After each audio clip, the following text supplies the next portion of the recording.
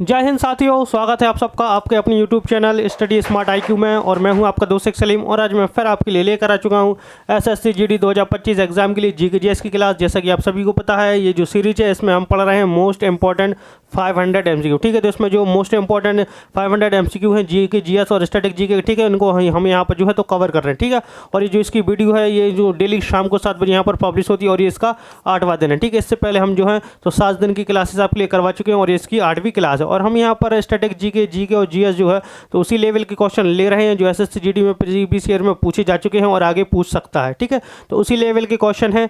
तो वीडियो अगर आपको पसंद आती है तो लाइक करें, शेयर करें, सब्सक्राइब करना न भूलें हमारे चैनल को। एंड आपके कोई रिलेटिव्स हैं जो एसएससी जीडी 2025 की तैयारी कर रहे हैं, इसके अलावा जो आपके फ्रेंड्स हैं, ठीक है, तो उनको भी आप ये भेज सकते हैं जो एसएससी जीडी की तैयारी कर रहे हैं। तो चलिए पहला क्वेश्चन पहला क्वेश्चन बहुत अच्छा है कि कृषि का विकास किस पंचवर्षीय योजना का उद्देश्य। ठीक है, तो जो पंचवर्षीय योजना है, ठीक है, पंचवर्षीय योजनाओं से जो है तो एक ना एक या दो क्वेश्चन जो है जो पूछी जाती हैं तो फिक्स है। ठीक है, तो किस पंचवर्षीय मतलब कृषि का विकास किस पंचवर्षीय योजना का उद्देश्य था, तो कौन सी पंचवर्षीय योजना थी। अगर हम बात करें पंचवर्षीय योजना, ठीक है, तो जो पंचवर्षीय योजना है इसका विचार कहाँ से लिया गया, तो इसका जो विचार लिया गया है सोवियत संघ से। कहाँ से, ये भी पूछा जाता है कि इसका जो विचार है, ठीक है, पंचवर्षीय योजना यानी 5 ईयर प्लान, इसका जो है तो विचार कहाँ से, तो सोवियत संघ से यानी रूस से ये लिया गया। तो कृषि का विकास किस पंचवर्षीय योजना का उद्देश्य था, तो इसका जो राइट आंसर हो जाएगा ये हो जाएगा पहली पंचवर्षीय योजना। ठीक है, पहली पंचवर्षीय योजना का उद्देश्य था कृषि। ठीक है, अब हम बात करते हैं पंचवर्षीय योजना। ठीक है, तो यहाँ पर देखिए लाइन से लिखी हुई है, मैं सारी की सारी जितनी भी पंचवर्षीय योजना है उनको मैं अब बता रहा हूँ सन के सन। ठीक है, सन के साथ पहली पंचवर्षीय योजना ये 1951 में शुरू हुई और ये 56 तक चली। फिर दूसरी पंचवर्षीय योजना तो 1956 से 61। फिर तीसरी पंचवर्षीय योजना 1961 से 66 और चौथी पंचवर्षीय योजना 1969 से 1974 चली। ठीक है, तो ये हो गई 4 पंचवर्षीय योजनाएं। अब हम बात करते हैं 5वीं पंचवर्षीय योजना की। ठीक है, 5th पंचवर्षीय योजना, 6th, 7th, 8th, 9th, 10th, 11th and 12th। ठीक है, तो कितनी पंचवर्षीय योजनाएं चली हैं, 12 पंचवर्षीय योजनाएं हुई हैं। ठीक है, हमने यहाँ पर चौथी की बात कर ली, हम बात करते हैं 5वीं की। ठीक है, तो जो 5वीं है ये 1974 से 78 चली। ठीक है, और ये पंचवर्षीय योजना है ये सिर्फ 4 साल चली थी। कितने, 4 साल ये चली थी। फिर 6वीं बात करें तो 6वीं जो है तो 1980 से 85 चली। फिर 7वीं वाली 1985 से 90 चली। फिर 8वीं वाली 1992 से 97 तक चली। फिर जो 9वीं वाली थी, ठीक है, तो जो 9वीं वाली पंचवर्षीय योजना है तो ये 1997 से लेकर 2002 तक चली। फिर 10वीं पंचवर्षीय योजना ये 2002 से लेकर 2007 तक। 11वीं वाली पंचवर्षीय योजना 2007 से लेकर 2012 तक। और जो 12वीं पंचवर्षीय योजना थी और ये अंतिम पंचवर्षीय योजना थी, इसको जो है तो ये 2012 से लेकर 2017 तक चली। ठीक है, 2017 तक चली। तो ये है सारी की सारी पंचवर्षीय योजनाएं। ठीक है, कितनी 12 पंचवर्षीय योजनाएं हुई, पहली कब हुई और लास्ट वाली कब हुई। ठीक है, इनको भी याद रखेंगे। और जो सारी चीज़ें हैं तो ये भी पूछ सकता है, पूछ लेगा कि 7वीं पंचवर्षीय योजना कब से कब तक चली। ठीक है, या फिर तीसरी पंचवर्षीय योजना कब से कब तक चली, तो ऐसे क्वेश्चन पूछ सकता है। ठीक है, तो इनको जो है तो जो चीज़ें मैं बताता हूँ आपको, हमेशा मैं कहता हूँ कि आप इनको नोट करेंगे और नोट करने के बाद जैसे यहाँ पर ये वीडियो खत्म हो गई 10 मिनट का आप रिकेप ले लेंगे। ठीक है, तो 10 मिनट में आप इसका पूरा रिवीजन मारेंगे, जो चीज़ें मैंने आपको पढ़ाई हैं, जो आपने नोट में लिखी हैं, तो क्या है उससे आपको जल्दी याद हो जाएगा। क्योंकि एसएससी जीडी एग्जाम ऐसा एग्जाम है जिसमें आपको रट्टा मारना पड़ेगा जीके जीएस में। ठीक है, आप मैथ में, रीजनिंग में और इंग्लिश से, अगर आपने हिंदी ली तो हिंदी में, ठीक है, इनमें फुल स्कोर कर सकते हैं। लेकिन जीके जीएस ऐसा पोर्सन है कि आपकी जो है ना ये हवाइयाँ उड़ा देता है। ठीक है, तो आपकी हवाइयाँ ना उड़ें, तो इसलिए आप रिविजन ज़्यादा से ज़्यादा करें। ठीक है, चलिए नेक्स्ट क्वेश्चन, रानी की वाव किस नोट पर अंकित है। ठीक है, तो रानी की वाव किस नोट पर अंकित है, तो देखिए मैं बताता हूँ सारे के सारे नोटों पर कौन सी प्रतिमा अंकित है। तो देखिए 10 रुपये, ठीक है, 20 रुपये, 50 रुपये, 100 रुपये, 200 रुपये और 500 रुपये और 2000। ठीक है, आज के टाइम पर तो 2000 का जो नोट है, ठीक है, ये बंद ही हो गया क्योंकि ये कहीं नहीं मिलता। ठीक है, तो 10 रुपये के नोट पर अगर हम बात करें तो किसकी जो प्रतिमा आती है, कोणार्क सूर्य मंदिर। ठीक है, सूर्य कोणार्क मंदिर। ठीक है, सूर्य कोणार्क मंदिर। ठीक है, इसकी प्रतिमा है 10 रुपये के नोट पर। 20 रुपये के नोट पर जो है तो एलोरा की गुफाएँ हैं, एलोरा की गुफाएँ। ठीक है, मैं नए वाले नोटों की बात कर रहा हूँ, एलोरा की गुफाएँ। 50 रुपये पर हम्पी रथ। ठीक है, हम्पी का रथ, हम्पी का रथ। 100 रुपये पर रानी की वाव, ठीक है, रानी की वाव, ठीक है। तो ऑप्शन रानी की वाव कैसे नोट पर अंकित है, तो इसका राइट आंसर क्या हो जाएगा, तो ये हो जाएगा 100 रुपये, ठीक है, 100 रुपये इसका राइट आंसर हो जाएगा, ठीक है। ये तो हो गया राइट आंसर। अब हम बात करते हैं 200 रुपये की, ठीक है। तो 200 रुपये पर सांची स्तूप बना है, क्या सांची स्तूप 200 रुपये के नोट पर। 500 रुपये के नोट पर लाल किला है, क्या लाल किला, रेड फोर्ट। और 2000 के नोट पर जो है तो ये मंगलयान था, ठीक है, मंगलयान, ठीक है। तो आपने ये सारी चीज़ें देखी होंगी आपने नोटों पर, ठीक है। तो ये है रानी की वाव किस नोट पर है, 100 रुपये का, 10 रुपये पर सूर्य कोणार्क, 20 पर एलोरा की गुफा, 50 पर हम्पी का रथ, 100 पर रानी की वाव 100 के नोट पर, 200 के नोट पर सांची स्तूप, 500 पर लाल किला और 2000 पर मंगलयान छपा हुआ था, ठीक है, पीछे साइड। चलिए नेक्स्ट क्वेश्चन। भारत के पहले परमाणु रिएक्टर का औपचारिक तौर पर उद्घाटन कब किया गया, ठीक है। तो भारत का पहला परमाणु रिएक्टर है कौन सा, तो भारत का जो पहला परमाणु रिएक्टर जो है तो ये है कौन सा, ये है अप्सरा, कौन सा, अप्सरा। और जो अप्सरा है, ठीक है, ये जो है तो ये भारत एंड एशिया का, ठीक है, भारत एंड एशिया का पहला परमाणु रिएक्टर, ठीक है, पहला परमाणु रिएक्टर है ये, परमाणु रिएक्टर, ठीक है, ठीक है, पहला परमाणु रिएक्टर है अप्सरा, भारत और एशिया का। इसकी जो औपचारिक तौर पर उद्घाटन किया गया था, ठीक है। तो कब किया गया था, तो जो इसका उद्घाटन हुआ था तो ये हुआ था कब, 1958 में। कब, 1958 में जो है इसका उद्घाटन हुआ था। और किसने किया था, तो इसका जो उद्घाटन किया था तो ये किया था प्राइम मिनिस्टर थे उस समय, कौन, तो ये थे हमारे प्रधानमंत्री जवाहरलाल नेहरू, ठीक है, जवाहरलाल नेहरू, ठीक है। जवाहरलाल नेहरू जो है ये हमारे प्राइम मिनिस्टर थे। और अप्सरा जो है तो ये कहाँ पर स्थित है, तो ये बॉम्बे के, ठीक है, मुंबई के ट्रॉम्बे में स्थित है। कहाँ पर, मुंबई के आगे स्थान है, कहाँ पर, ट्रॉम्बे, ठीक है, ट्रॉम्बे में ये स्थित है, ठीक है। भाभा परमाणु अनुसंधान केंद्र में जो है तो यहाँ पर ये स्थित है, ठीक है। तो इसका ये राइट आंसर हो जाएगा। रुक जाइए, 2 मिनट माफ़ कीजिएगा, ठीक है। ये 258 नहीं है, 1957 है, ठीक है। इसका राइट आंसर 1957 है, ठीक है। 20 जनवरी, ठीक है, 20 जनवरी 1957, ठीक है, इसका राइट आंसर हो जाएगा। मुझे माफ़ कीजिएगा, ये 1958 गलत हो गया, ठीक है, 1957 इसका राइट आंसर है। चलिए नेक्स्ट। स्वतंत्रता पूर्व भारत में गरीबी रेखा की अवधारणा किसने प्रस्तुत की थी, ठीक है। तो स्वतंत्रता पूर्व यानी हमें जब आज़ादी मिली, ठीक है, उससे पहले जो है तो भारत में गरीबी रेखा की अवधारणा किसने प्रस्तुत की थी, तो ये जो की थी प्रस्तुत, तो ये की थी दादा भाई नौरोजी ने, ठीक है, दादा भाई नौरोजी ने। हम बात करते हैं दादा भाई नौरोजी की, ठीक है। तो दादा भाई नौरोजी जिनको हम क्या कहते हैं, grand old man of India कहा जाता है, ठीक है, grand old man of India, ठीक है, grand old man of India जो है इनको कहा जाता है दादा भाई नौरोजी जो है। तो ये आईएनसी अध्यक्ष थे, ठीक है, आईएनसी अध्यक्ष कब बने, ये बने थे 1896 में, ठीक है, 1896 में 1886 में, ठीक है, 1886 में कलकत्ता अधिवेशन में, कहाँ पर, कलकत्ता अधिवेशन में। और ये जो है तो ये आईएनसी के दूसरे, ठीक है, आईएनसी के यानी भारतीय राष्ट्रीय कांग्रेस के, ठीक है, आईएनसी के दूसरे अध्यक्ष थे ये, एंड पहले पारसी अध्यक्ष, ठीक है, पहले पारसी अध्यक्ष थे। और इन्होंने जो गरीबी रेखा की अवधारणा प्रस्तुत की थी, तो कब की थी, तो इन्होंने जो है तो 1867-68 के टाइम पर की थी, ठीक है, 1867-68 के टाइम पर इन्होंने की थी। और जो दादा भाई नौरोजी हैं तो इन्होंने जो है तो एक किताब भी लिखी है, poverty and un-British rule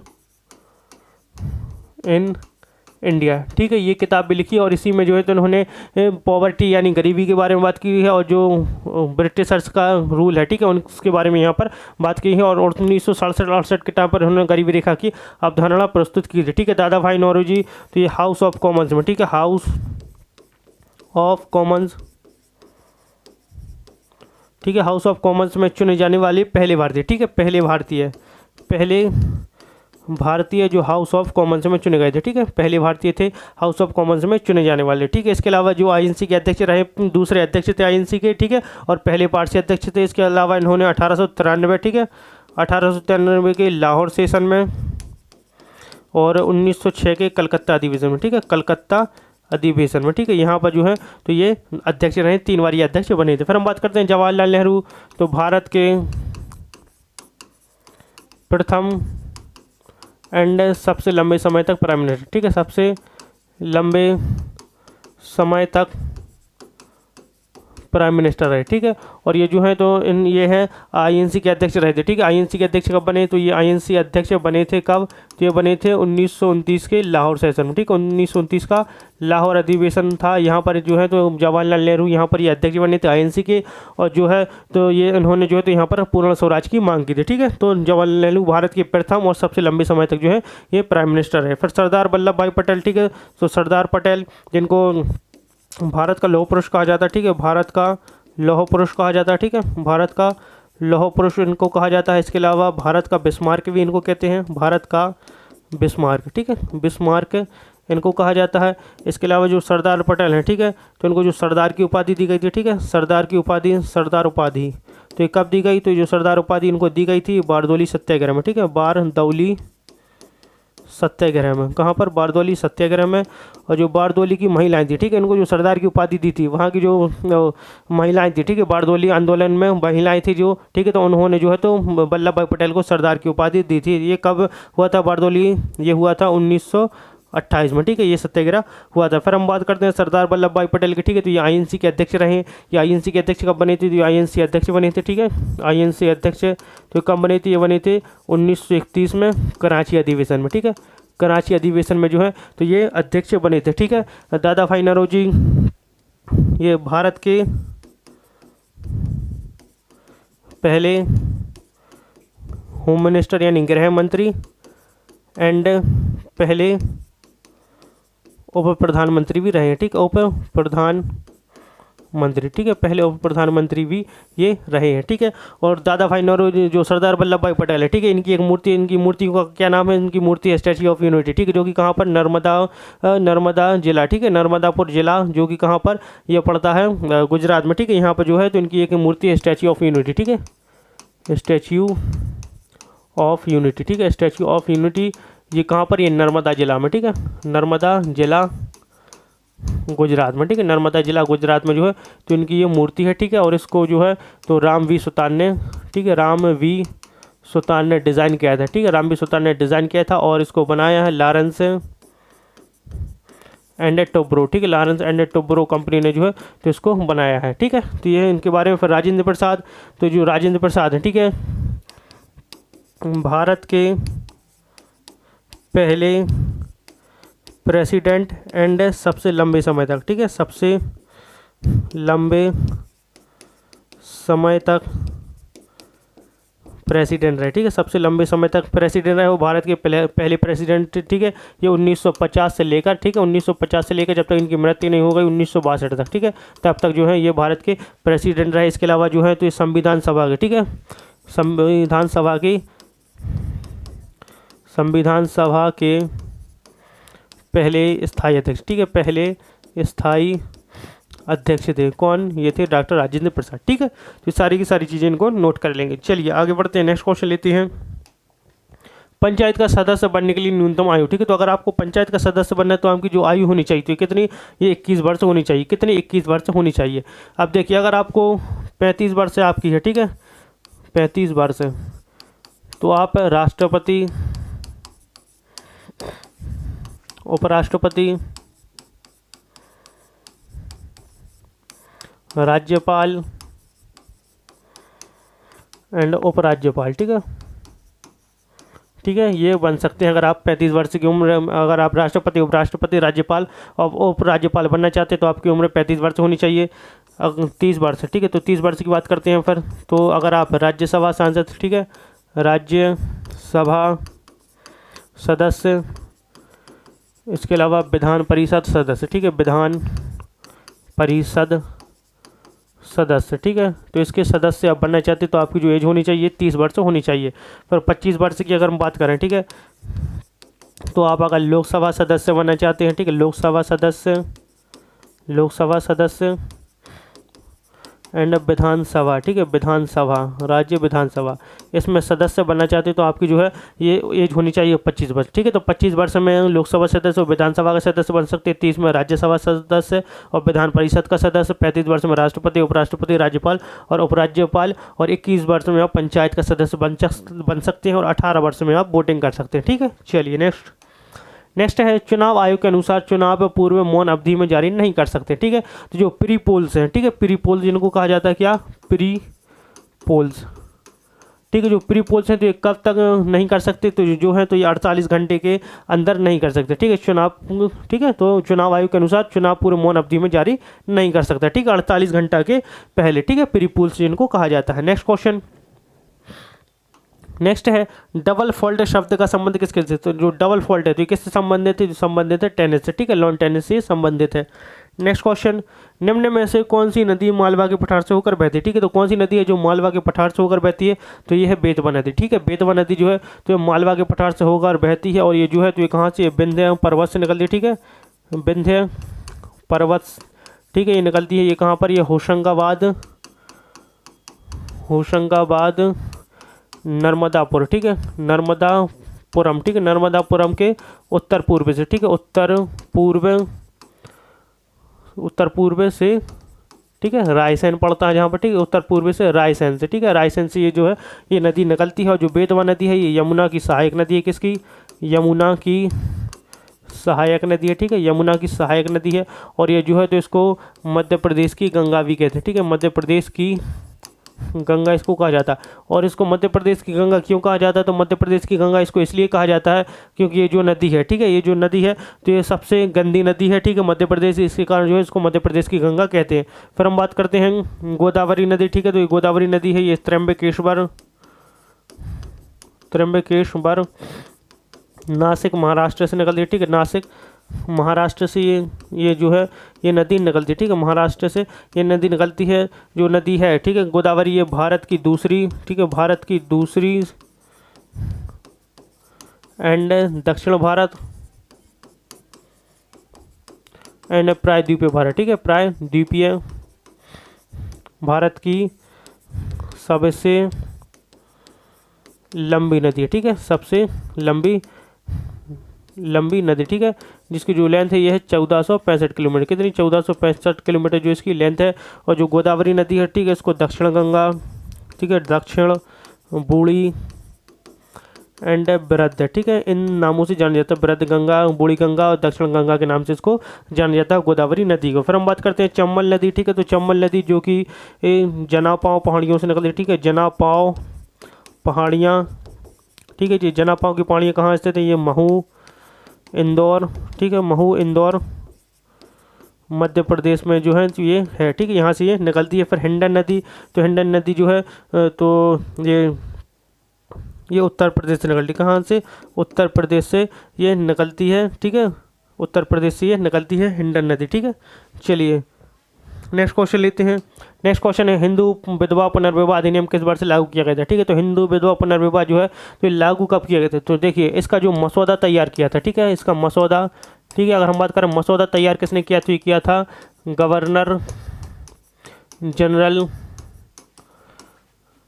Dalhousie, ठीक है, डलहौजी जो थे, गवर्नर जनरल डलहौजी जो थे, तो इन्होंने जो है इसका मसौदा तैयार किया था। और पारित किसने किया, ठीक है, तो जो पारित किया था तो ये किया था गवर्नर जनरल कैनिंग, ठीक है, कैनिंग ने, ठीक है, जो गवर्नर जनरल कैनिंग था, ठीक है, उसने जो है इसको पारित किया था और मसौदा तैयार किया था गवर्नर जनरल लॉर्ड डलहौजी ने, ठीक है। फिर ये कब हुआ था, तो 1856 में जो है, तो वर्ष 1856 में लागू किया गया था, ठीक है। और इसके तहत जो है तो जो हिंदू महिलाएं थी, ठीक है, ये विधवा हो गई थी, ठीक है, तो इनको सती प्रथा से भी आराम मिल गया था। और इसके अलावा जो है तो ये जो है तो ये दोबारा शादी भी कर सकती थी। चलिए नेक्स्ट क्वेश्चन, 2011 की जनगणना के अनुसार, ठीक है, भारत का जनसंख्या घनत्व कितना है, तो ठीक है, तो 2011 की जनगणना के अनुसार जो भारत का जनसंख्या घनत्व है, ठीक है, तो ये पूरे भारत का जनसंख्या घनत्व है 382 पर मीटर स्क्वायर, ठीक है, 382 पर मीटर स्क्वायर। अब ये पूछ जाता है कि सबसे ज़्यादा, ठीक है, सबसे ज़्यादा जनसंख्या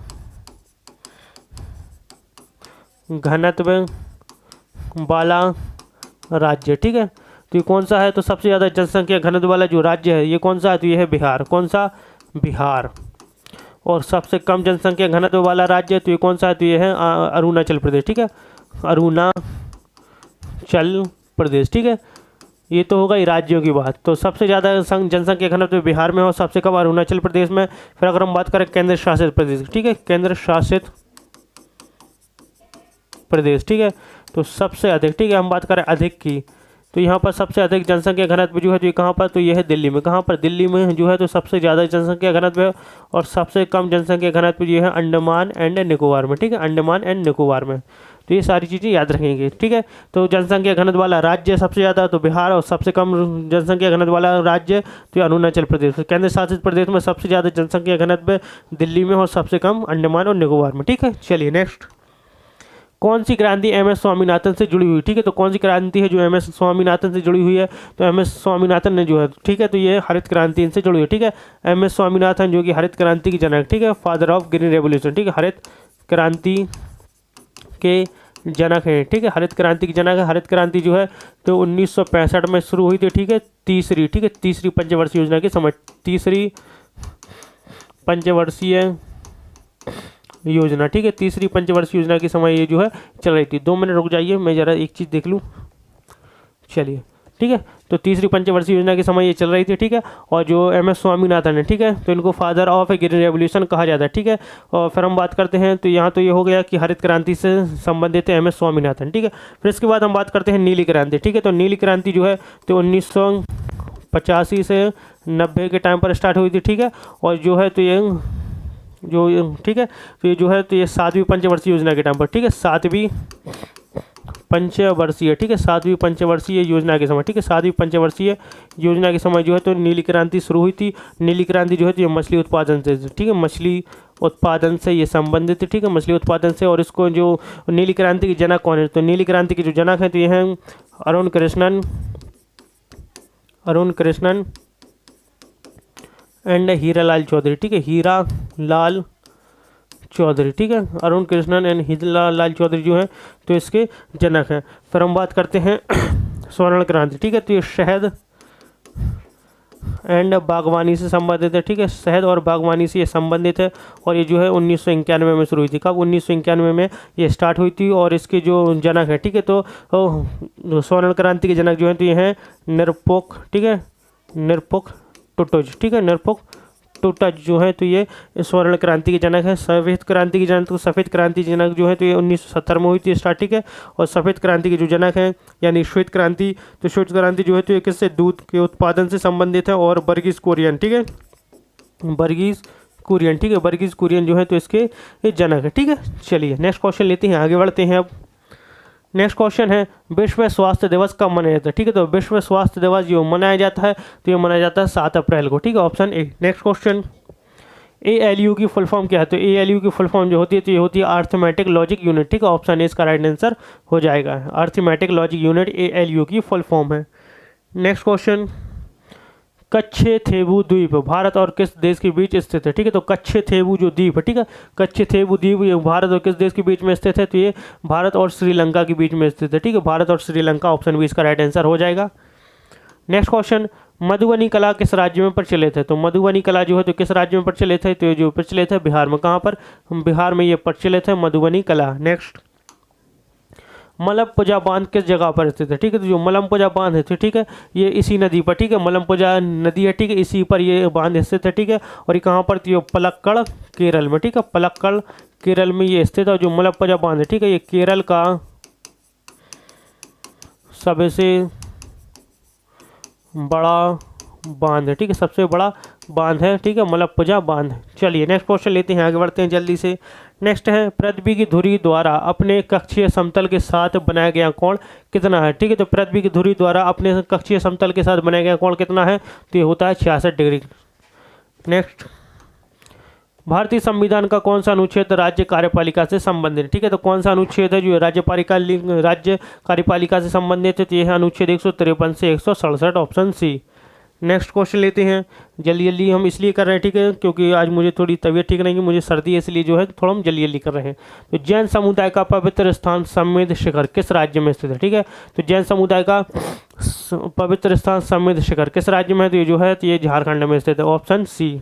नेक्स्ट, तो यू आर यूनिक के लेखक कौन है, ठीक है। तो एक किताब है यू आर यूनिक, ठीक है, यू आर यूनिक। तो इसके लेखक कौन है, तो इसके जो लेखक हैं डॉक्टर APJ अब्दुल कलाम, ठीक है, जो कि हमारे देश के राष्ट्रपति भी रह चुके हैं और इनको मिसाइल मैन ऑफ इंडिया कहते हैं, ठीक है, मिसाइल मैन ऑफ इंडिया, ठीक है, भारत का मिसाइल मैन ऑफ इंडिया। इनको कहा जाता है, भारत का मिसाइल मैन ऑफ इंडिया इनको कहा जाता है। और जो APJ अब्दुल कलाम है, ठीक है, इन्होंने कौन कौन सी, इन्होंने एक उनकी ऑटोबायोग्राफी है विंग्स ऑफ फायर, ठीक है, विंग्स ऑफ फायर, ठीक है, विंग्स ऑफ फायर इनकी किताब है। ये बहुत ही अच्छी किताब है, आप इनको पढ़ के देंगे, मैंने भी ये किताब पढ़ी है। फिर इसके अलावा इन्होंने जो है तो इग्निटेड माइंड्स, ठीक है, इग्निटेड माइंड्स ये किताब भी इन्होंने लिखी है APJ अब्दुल कलाम ने, ठीक है।